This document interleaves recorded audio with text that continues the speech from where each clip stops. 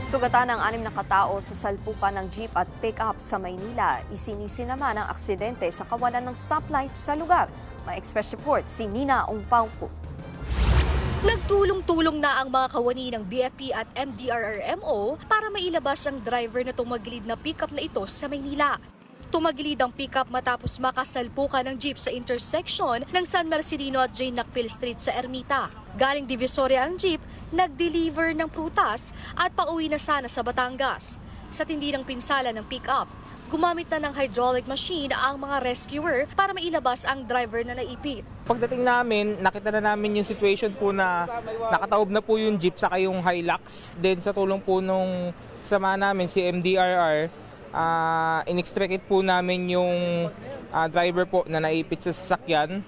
Ayon sa barangay, accident-prone area ang intersection, lalo't nataon na wala itong stoplight.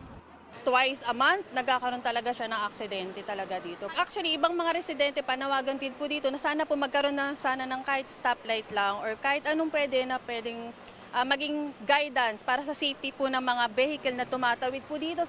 Nagtamo ng minor injuries ang dalawang sakay ng pick-up, habang ang driver na ito, kritikal ang kondisyon at isinugod sa ospital. Agad rumisponde ang Manila Disaster Risk Reduction and Management o Manila DRRMO at ang IHOS Emergency Services at iba pang ambulansya. Sinubukan namin kunan ng pahayag ang driver ng jeep at dalawa pang kasamahan nito na sugatan, ngunit tumanggi silang magbigay ng pahayag. Patuloy pa ang investigasyon sa insidente. Nagbabalita mula sa frontline, Nina Ongpauco, News 5.